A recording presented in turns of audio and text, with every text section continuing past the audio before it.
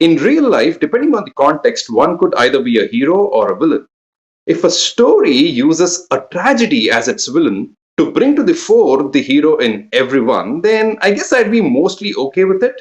Because the world that we live in today can certainly wish to be deluged by the milk of human kindness. Hi, I'm Kairam Vaashi, and this is about Jude Anthony Joseph's 2018 Everyone is a Hero. 2018, like Ashiq Kapoor's 2019 film Virus, is a based on true events survival thriller. The reason for the catastrophe in Virus was a virus, and here it's the 2018 Kerala floods. Well, thanks to our volatile memories and the number of things that seem to be happening around us all the time, honestly, the 2018 floods wasn't fresh in my mind. However, this film took me back to that time, moved me, and also took me to a contrasting thought that I frequently mused over: the enormity of nature versus the frailty of our existence. This film's making with a not so fancy budget had me sit up and marvel. The painstaking effort that has gone into the making of this film impressed me more than its writing. Not to say Jude's and Akhilpreet Dharmajan's writing was bad, just that it was simplistic and not as ambitious as the film's making. The film has 6 to 7 main characters related to different parts of Kerala, ranging from an ex-army person to fishermen, taxi and lorry drivers to a TV reporter, all going about their lives until the floods arrive. When details about these characters, their families, their relationships are introduced, we know how it's all going to end. When every loop is opened, we know at the end how it's going to be closed, so no surprises there. However, the simplistic writing may have been a deliberate choice because the focus perhaps was on telling a moving story with no snobbery.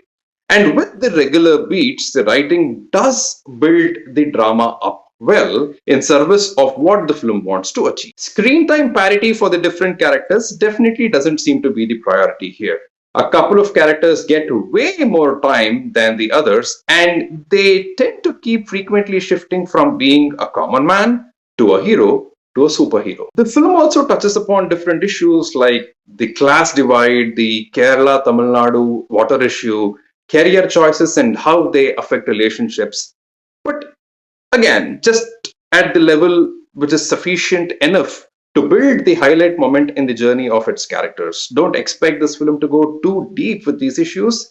The thing that's the deepest here is the water itself and the humanity that emerges from it. Although the film begins with images of and information about the floods in Kerala from about a century ago, and also has this persistent hint about the imminent danger, the film never loses its positive spirit, never becomes too gloomy at any point. There is the fear of the floods in one part of Kerala, while a family is busy with its wedding preparations elsewhere.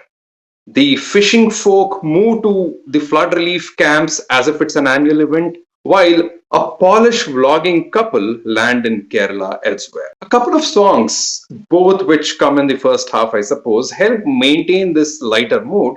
And even generally, I had the feeling of watching what we may today refer to as a feel-good Malayalam film. There are hardly any bad people in the film, and even those with a tinge of badness are transformed by the end of it. Staying true to its title, this film overall delivers a lot of goodness, sweetness, if you will, without luckily anyone mouthing a message at the end. Even if you are someone without that sweet tooth, this won't be a bitter pill to swallow. Barring a couple of characters and moments where I felt the performance was oddly loud, the actors sell this drama well. The challenge that their roles offered was perhaps more physical than artistic. There were a couple of moments, one where Anoop's trying to rescue Varghese Cheta and family, and the other where he's trying to rescue Basi Cheta, where I genuinely felt, hey, can you please reduce the volume of the background score? I want them to hear each other. There was absolutely nothing wrong with the background score, just that the experience of watching those scenes was that immersive. S. Siddhalingaya's Bhutayana Maga Ayu came to me in a flash. A recommendation from my side if you haven't watched it yet. There were about 25 to 30 people in the hall while I watched this film, and at the end, A few of them were clapping, and more than a few crying. If a film is going to make you a kinder person, even temporarily, I guess I'm okay not worrying too much about its shortcomings. In 2018, along with the water level, the good side of humanity also rose to the occasion, and I'm happy to acknowledge that.